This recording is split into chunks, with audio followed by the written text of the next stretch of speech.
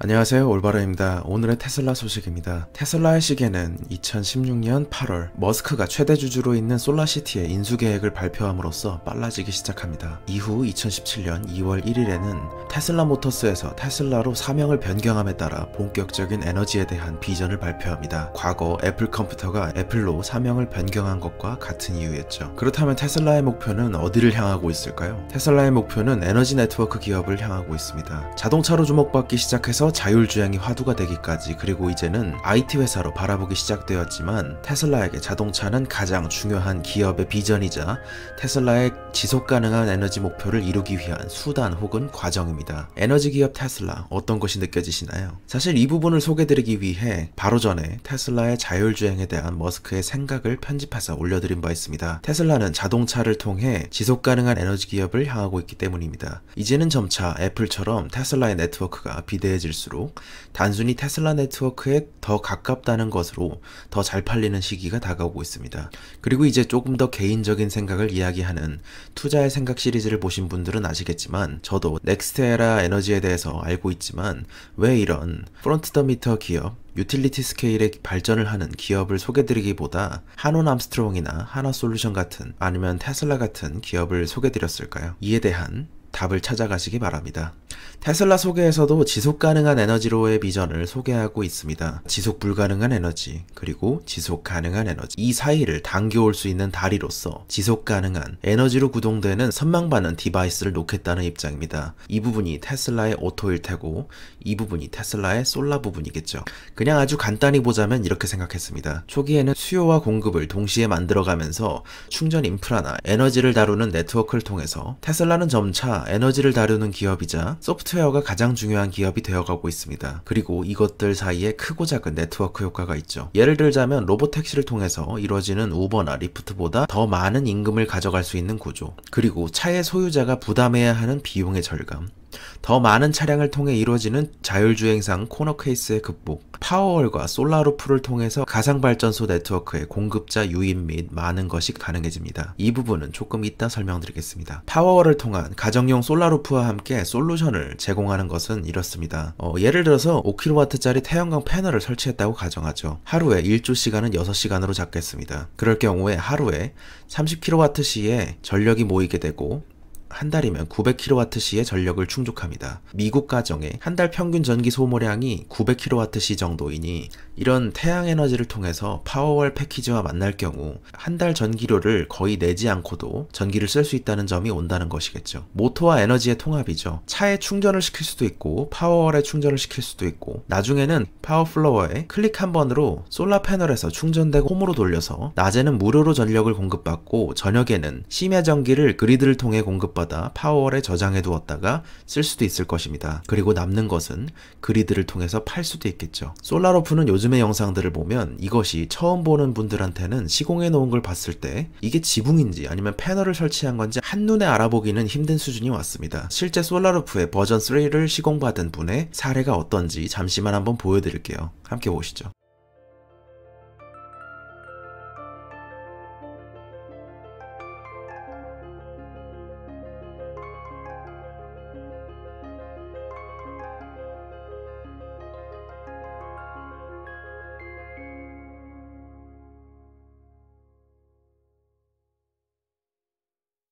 이런 것이 파워팩과 만나면 상업용이자 산업용으로 C&I용 파워팩으로 팔 수도 있고, 이런 유틸리티 스케일의 파워팩 혹은 메가팩도 가능합니다. 호주에서는 삼성 SDI와 세계 최대 수준의 대규모 메가팩을 선보인 바 있죠. 그리고 실제로 이것은 수익을 내고 있습니다. 스토리지를 통해서요. 그러니까 공급이 수요를 초과했을 때 전기요금은 마이너스가 되고, 이것을 통해서 그리드로부터 끌어온 비용을 지급받는 다음에 여기다가 공급해뒀다가 나중에 저장된 전기를 가장 첨두부하 시간에, 가장 많은 사람들이 전력을 사용할 시간에 팔음으로써 수익을 낼 수 있다는 것입니다. 또한 슈퍼차저 네트워크는 파트너 네트워크를 맡는 효과를 가집니다. 개인이나 기관 입장에서 모객에 더 많은 비용을 써야 하는 입장에서 슈퍼차저 충전소 설치를 통한 손님 유치는 아직 꽤나 이색적이면서 효과적인 마케팅 방법입니다. 그리고 이런 네트워크를 적극적으로 테슬라도 홍보하고 있고 실제로도 한국에 그런 사례들이 있습니다. 대전의 신탄진 슈퍼차저 주변에는 화장실, 옷가게, 그리고 카페가 마련될 예정이고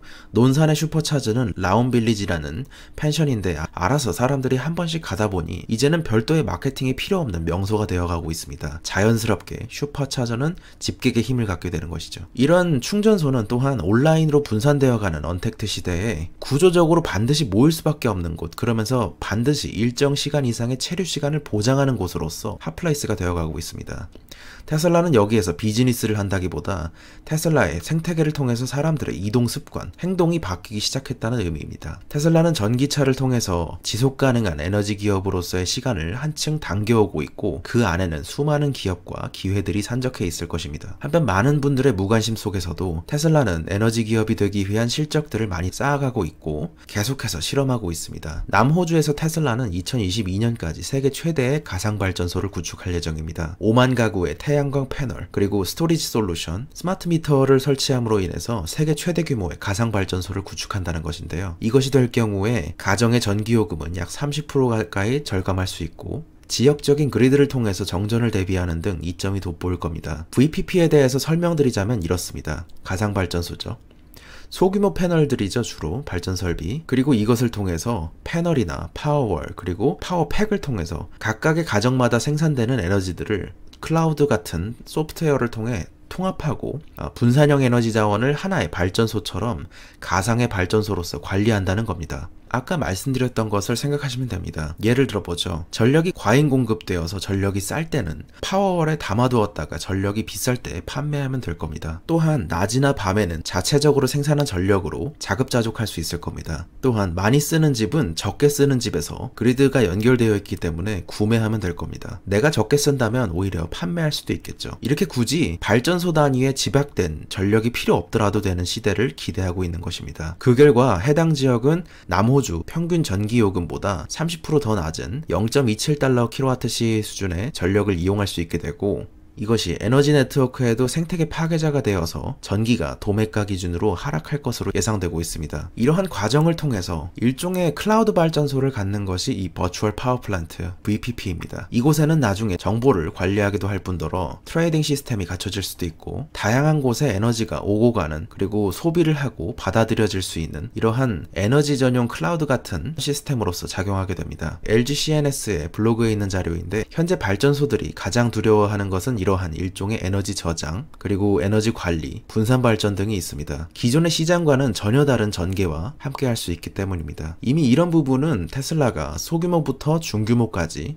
시범 단지들을 많이 해보고 있습니다. 테슬라의 솔라 부분 홈페이지에 들어가시면 볼 수 있는 마을 사진들인데요. 이렇게 소규모의 시범 단지를 통해 가상 발전소 역량을 키워나가고 시공 능력을 더욱더 높여나가고 있다고 봐도 되겠죠. 당연히 이런 파워팩 혹은 메가팩의 단위 공사들도 빠지지 않고 있습니다. 결국에 이런 스마트 그리드를 통해서는 전력 분산의 효과를 가져올 수 있게 되고 싼 시기에 사서 비싼 시기에 파는 방법으로 솔라 부분을 도입하는 가구가 많아지면 많아질수록 점차 에너지의 새로운 질서가 세워질 수 있겠다는 생각입니다. 전력 사업자나 대규모 상업용 고객을 대상으로는 메가팩 솔루션을 판매하고 있습니다. 그렇다면 그냥 개략적으로 아주 개인적으로 생각을 한번 정리해보자면 테슬라는 로드스터를 통해 선망의 대상이 될 수 있는 전기 스포츠카를 만들었고 이를 통해 팔아 번 돈으로 모델 S와 모델 X를 통해 더 가격이 저렴한 승용차를 만들었으며 이를 통해 번 돈으로 더 저렴한 모델 3를 만들었습니다. 또한 최근 2분기 콜에서 더 저렴한 소형 모델과 벤에 대한 신규 모델 가능성을 열기도 했었죠. 이러한 테슬라 모델들과 호환되는 보링 컴퍼니, 그리고 슈퍼차저나 메가차저 등의 충전 네트워크, 그리고 자동차의 주행 데이터 분석을 함께 할 수 있는 자동차 보험, 솔라루프와 함께 집밥이라고 할 수 있는 파워월, 그리고 회사밥이자 에너지를 통한 관리 시스템의 중점이 되는 파워팩 및 메가팩, 가상발전소에 쓰이는 각종 하드웨어들이 있고 에너지 플랫폼으로서의 가능성, 그리고 테슬라 앱을 통해 그리드와 연결되어서 태양광을 통해 수익을 낼 수 있는 네트워크를 관리하면서 자율주행을 통한 소프트웨어 판매 수익이 있을 수 있고 로보택시를 통한 커미션을 받을 수 있겠죠. 이외에 최근에 스트리밍 뮤직을 직접 뇌를 통해서 들려주겠다고 한 뉴럴링크, 머스크, 그리고 화성으로 인간을 실어 나를 스페이스 X까지 모든 것을 보고 있으면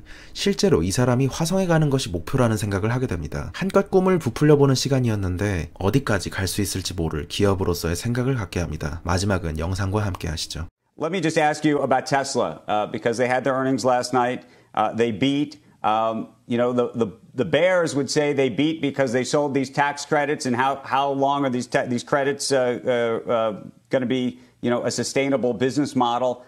What do you say? You bought into Tesla, or bought into the debt a long time ago. I think this is a really important example of a much bigger trend that's happening in the stock market, which is that retail investors now have access to so much information that it's almost on parity with people that work in traditional investment organizations. And what we've seen is that's happened is that the quality of that analysis and the ability to see around the corner is as good, and in many cases better, than traditional investment firms and the way they view the problem. So from day one, you have had this massive tension between the bulls and the bears on this company. And the bulls basically saw a long-term trend around electrification, and the bears tried to play with balance sheet mathematics. Of course, if I said, you can sell 90,000 cars, but then if you negative sell 100,000, you've not sold 10,000. And you would say, what does any of this mean? You can use any convoluted logic to try to be short this stock, and what you would have done is just lost an enormous amount of money. And so what we're going to see now is that the stock is going to become part of the S&P 500. It is the leading edge when it comes to electrification and decarbonization. And here's the thing, Andrew, what the bulls will get right and what the bears will ignore from here is that this is no longer about cars. That's the first wave of growth. And I think people are pricing in an evisceration of traditional autos and an enormous shift to EVs, of which Tesla will get the disproportionate share. So now what is the bet? If you ask me as an investor who loves that company, it was in page 4 or 5 of their quarterly earnings release where they talk about the energy business. And they said a couple of interesting things. The first is that it was profitable. And the second is that they're also producing software now that allows effectively anybody to become a distributed utility. Now think of that for a second. You are talking about one of the most predictable, reasonable businesses that have raised hundreds of billions and trillions of dollars of debt. And what Tesla is going to do with their battery packs and their software is all of a sudden allow each of us to be in the energy business as well. Again, people will get angry. They will not understand. They will try to push back, and they will be wrong. And what's going to happen is that this stock is now going to represent the totality around decarbonization and sustainability. So it was really great to own this thing around cars for the first 4 years. I did it. I made a lot of money. But now I underwrite this company as a bet towards decarbonization, towards deregulated energy, and towards the ability for all of us to become our little micro utilities. 오늘의 테슬라 소식은 여기서 마치겠습니다. 감사합니다. 올바른했습니다.